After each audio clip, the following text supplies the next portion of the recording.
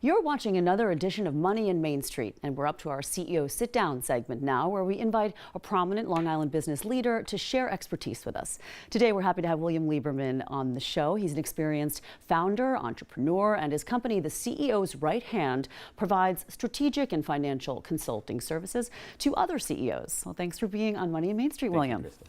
Today, we're talking about how to know if you're going to run out of cash and what to do about it. Now, obviously, as a business owner, you need to stay on top of your incoming and outgoing finances. And you say, to start this, you need to know the state of the union. So explain that for us. Absolutely. So you need to sit down with your bookkeeper and make sure you have a good understanding of all your expenses. Everything's in your books. They've tracked everything, all your invoices, everything that's owed to you and that you are owed, you owe your vendors. So that you make sure that you reconcile everything every month so that you match the bank. That's step one. Step one.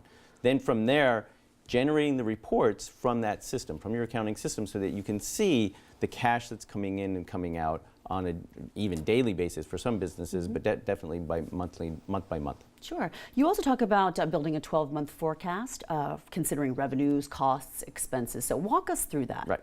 So you always want to start with the revenues. That's the easiest piece. Yeah. So how much are we going to be bringing in month by month over the next 12 months? Some businesses are very cyclical, and there might be more in the winter, less in the winter, etc. Sure. Some businesses might just be steady. And you just take a look at your past 12 months, and then you can forecast out if there's new business coming in, what does that look like? Then from there, step through your costs. So how much does it cost to deliver on those revenues? The product, if you're a product business, there's work and materials and labor that's associated with creating that product. Right, cost of goods sold, yeah. Exactly, or cost of labor if you're a service business. Yeah. Then you have all your operating expenses. It could be sales and marketing, advertising, social media, etc. It could be customer service. You're in the customer service business, so you have to pay those people to serve your customers. Yeah, let's delve into marketing and sales a little bit, and customer service, tech support. Why is this important in terms of monitoring your cash flow? Well, what happens is you need to make sure that the amount of money that you're spending on these various activities are actually generating cash for you.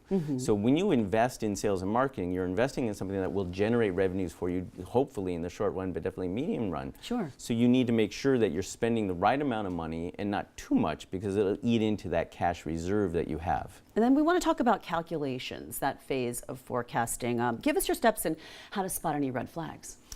Well, when you go through your revenues, start with your revenues and subtract all your cost of goods sold, that gives you your gross margin. So your gross profit is a very important number to look at. And typically companies want to be around 50–60%. And that's of any size. Yeah, typically any size. Some industries are different than others, but that's a good rule of thumb.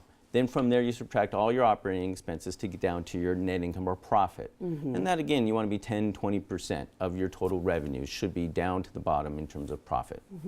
And then if you do foresee a problem, you've caught that red flag, what can you do about it? You want to make sure you're not running out of cash. Correct. And this is where that forecast comes in handy. So you're using that monthly forecast to look at your profits on a month-by-month basis. And if you see profits going negative, that will eat into cash, and your cash reserves will go down. So you need a forecast ahead of time to know that there's going to be a problem. And if there is, cut expenses ahead of time, especially all the discretionary ones. That seems simple, but it really is still the king in terms of remedies. Absolutely, and there's lots of easy things. You don't go out to dinner, or you don't take a customer out to dinner, or something like that as much. Or you can cut some of the spending that you're doing on vehicles or things like that you don't necessarily have to do. You can work remotely more, so you don't have gas expense or something like that. How do you suggest, let's say, delaying payables? That can help.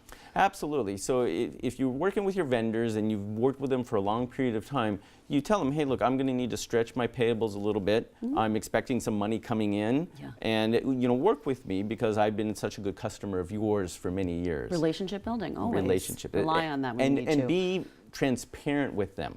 And so you say, hey, look, here's where I am in my business, and here's how I'm growing it, and here's what I need from you, and I'll give you more business if you do this for me. Show some good faith there. All right, these are all great tips. William Lieberman, CEO of the CEO's Right Hand, rather. Thanks so much for being with us. Absolutely. Let me just do that tag one more time, if you don't mind. Just don't stop tape, did they? Can I do it one more time?